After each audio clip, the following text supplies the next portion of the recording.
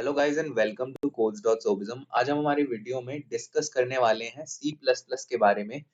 और यहाँ पर आज हम C++ complete course for beginners को शुरू करेंगे। तो यहाँ पर मैं आपको बता देना चाहता हूँ कि प्रोग्रामिंग की फील्ड में अगर आपने कुछ भी नहीं किया या फिर आप कोई लैंग्वेज सीख भी चुके हो तो भी आपके लिए कोर्स बहुत अच्छा होने वाला है। तो आज हम हिस्ट्री और फीचर्स के साथ अपने इंट्रो को शुरू करते हैं। तो यहाँ पर मैं डिस्कस करूंगा C++ लैंग्वेज के बारे में। C++ क्या है?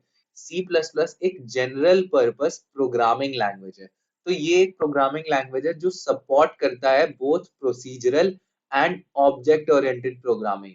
तो यहाँ पर समझने वाली बात ये है कि C++ एक लैंग्वेज है जो हमारा सपोर्ट कर रहा है दो टाइप की प्रोग्रामिंग को, जो कि है हमारी प्रोसीजरल और हमारी ऑब्जेक्ट ओरिएंटेड प्रोग्रामिंग। और आगे हम यहाँ पर देखते हैं कि it was developed by Bjarne Stroustrup in 1979 to extend the features of C language to introduce object oriented programming। तो यहाँ पर ये बात आती है कि C लैंग्वेज जो थी उसमें हम बस प्रोसीजरल प्रोग्रामिंग कर सकते थे। तो सी लैंग्वेज प्रोसीजरल प्रोग्रामिंग को सपोर्ट करती थी। तो जार्ने स्ट्राउस्ट्रॉप ने क्या किया, उसके फीचर्स को एक्सटेंड किया और ऑब्जेक्ट ओरिएंटेड प्रोग्रामिंग को इंट्रोड्यूस किया। और सी प्लस प्लस को फिर हम यूज करके प्रोसीजरल प्रोग्रामिंग तो कर ही पाए और प्रोसीजरल के साथ साथ हम ऊप्स को भी कर पाए। ऑब्जेक्ट ओरिएंटेड प्रोग्रामिंग का ही शॉर्ट फॉर्म होता है ऊप्स। और ऊप्स को यहाँ पर आप बार बार सुनने वाले हो और इन सारी चीजों को हम बहुत अच्छे से पढ़ने वाले हैं। और आपको मैं ये बात बता दूं कि अगर आपको प्रोसीजरल और ऑब्जेक्ट ओरिएंटेड प्रोग्रामिंग के बारे में कुछ भी नहीं पता तो यहाँ कोई प्रॉब्लम नहीं है। सी प्लस प्लस को हम यूज करके प्रोसीजरल और यहाँ पर ऑब्जेक्ट ओरिएंटेड प्रोग्रामिंग को बहुत अच्छे से समझने वाले हैं। तो हम यहाँ पर आगे बढ़ते हैं और हिस्ट्री को देखते हैं। हिस्ट्री क्या है सी प्लस प्लस की? तो यहाँ पर सी प्रोग्रामिंग बनी थी 1972 में, जो डेनिस रिची ने बनाई थी बेल लैबोरेटरीज में। बेल लैबोरेटरीज में सी प्रोग्रामिंग बनी थी। उसके बाद 1979 में क्या हुआ, जार्ने स्ट्राउस्ट्रॉप ने डेवलप किया सी विद क्लासेस। तो उसने क्या किया, सी में ऐड किया क्लासेस को। तो हमारा क्या बन गया, ऊप्स का फीचर आ गया। तो इसके बाद क्या हुआ, 1983 में सी विद क्लासेस को एक नाम दिया गया सी प्लस प्लस। सी में क्लासेस को ऐड किया गया था इसलिए हमने सी प्लस प्लस नाम उसे दे दिया। उसके बाद इस लैंग्वेज में क्या हुआ था, 1989 में इसका फर्स्ट कमर्शियल रिलीज हुआ था। 1989 में इसका फर्स्ट कमर्शियल रिलीज हुआ था और 1988 में सी प्लस प्लस 98 स्टैंडर्ड को रिलीज किया गया था। और 2003 में सी प्लस प्लस 03 स्टैंडर्ड को रिलीज किया गया था।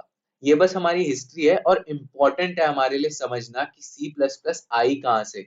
यहाँ पर आपको बस ये बात समझनी इंपॉर्टेंट है कि पहले सी थी और सी में प्रोसीजरल प्रोग्रामिंग हो रही थी, तो सी को ही हमने इवॉल्व किया, सी प्लस प्लस बनाया और ऊप्स के कॉन्सेप्ट को लेके आए हम। तो अब दूसरा पॉइंट ये है कि 2011 में सी प्लस प्लस 11 स्टैंडर्ड को रिलीज किया गया और इसमें बहुत से नए फीचर थे और इसको मार्क किया गया modern C plus plus standard से। तो यहाँ पर ये चीज भी इंपॉर्टेंट होती है कि हम सी प्लस प्लस को दो पार्ट में डिवाइड करते हैं, क्लासिकल सी प्लस प्लस और modern C plus plus. Classical C plus plus हमारी क्या थी, 2011 से पहले जो भी हमारे स्टैंडर्ड निकले थे सी प्लस प्लस के और जो भी डेवलपमेंट हुआ था उसमें, उसे हमने क्लासिकल सी प्लस प्लस का नाम दे दिया। और सी प्लस प्लस 11 के बाद हमारा 2014 में एक C plus plus 14 standard release हुआ जिसमें हमारे कुछ स्मॉलर चेंजेस थे। और 17 में हमारा फर्दर सिंप्लीफिकेशन हुआ और कुछ कोर गाइडलाइंस को रिलीज किया गया। तो इसे हम मॉडर्न सी प्लस प्लस कहते हैं और इसके पहले जो हुआ उसे हम क्लासिकल सी प्लस प्लस कहते हैं। तो ये हमारा हिस्ट्री थी सी प्लस प्लस की जो समझनी इंपॉर्टेंट थी। और यहाँ पर ये इंपॉर्टेंट था कि सी से ही हमारा सी प्लस प्लस बना था। और अब हम यहाँ पर अपने एप्लीकेशंस और फीचर्स को देखते हैं सी प्लस प्लस के। ये बहुत इंपॉर्टेंट है समझना क्योंकि इसी से आपका इंटरेस्ट डेवलप होगा सी प्लस प्लस लैंग्वेज में। तो यहाँ पर हमारा फर्स्ट पॉइंट देखते हैं हम। C++ programming has been used in developing almost all the major operating systems like Windows, Mac OS, etc. तो इसका मतलब ये है कि जो हमारे ऑपरेटिंग सिस्टम्स है, हम अपने डे टू डे लाइफ में पीसीज और लैपटॉप्स में विंडोज ऑपरेटिंग सिस्टम का यूज करते हैं और जो एप्पल यूज कर रहे हैं वो मैक ओएस का यूज करते हैं। तो हमें पता होना चाहिए कि जो ऑपरेटिंग सिस्टम्स हैं ये भी हमारी प्रोग्रामिंग से ही बनते हैं।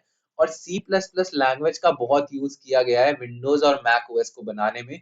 और भी बहुत मेजर जो ऑपरेटिंग सिस्टम्स है उनमें भी C++ का यूज किया गया है।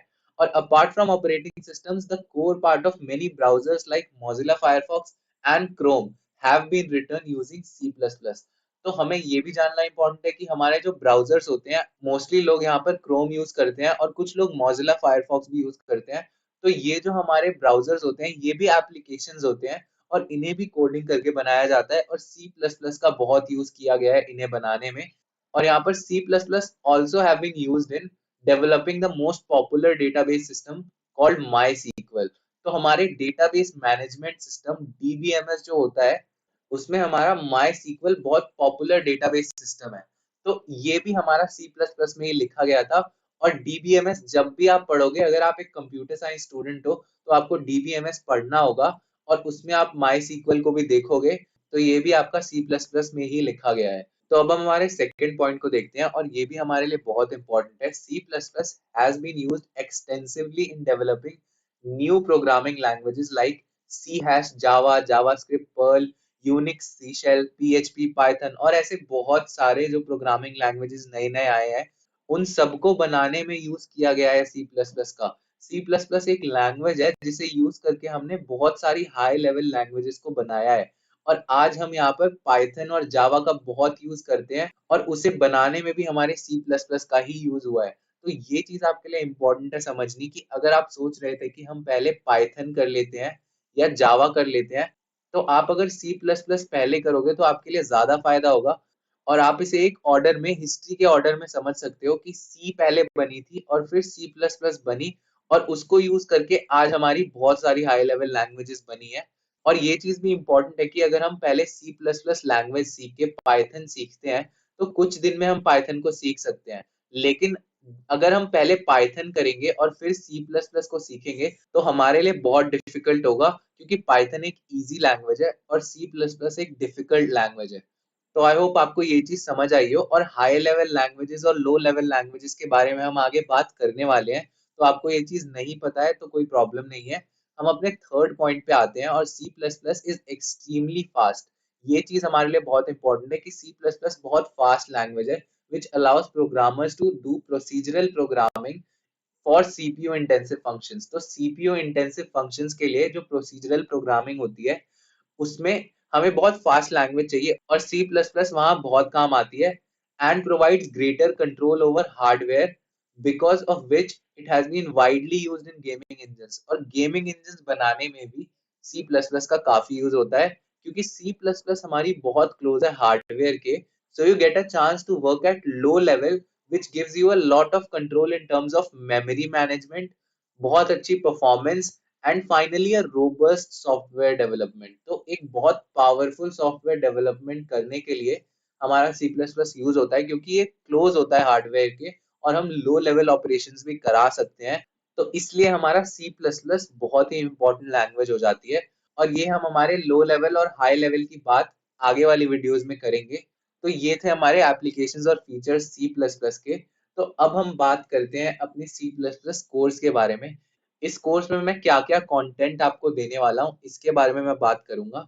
तो C++ का ये जो कोर्स मैंने बनाया है इसे मैंने बहुत सारे सेक्शंस में डिवाइड किया है। और सबसे पहले हम क्या करेंगे, इंट्रोडक्शन टू प्रोग्रामिंग।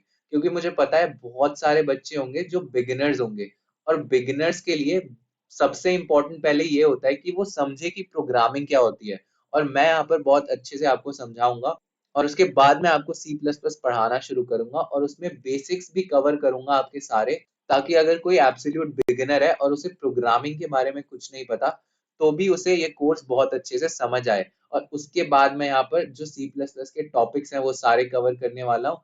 उसके बाद यहाँ पर ये दो हाईलाइटेड सेक्शंस है हमारे, ऑब्जेक्ट ओरिएंटेड प्रोग्रामिंग और टेम्पलेट्स एंड एसटीएल। ये बहुत इंपॉर्टेंट होने वाले हैं हमारे लिए और ये सब हम अपने कोर्स में अच्छे से कवर करने वाले हैं। और अब मैं ये चाहता हूँ कि आप मेरे चैनल codes.sobism पर जाकर हमारी फर्स्ट वीडियो देखो इस प्लेलिस्ट की। C++ के कोर्स को आप स्टार्टिंग से करो और इंट्रोडक्शन टू प्रोग्रामिंग पढ़ो और उसके बाद ये सारे टॉपिक्स करो। तो गाइज इस वीडियो के लिए इतना ही and I will see you in the next video.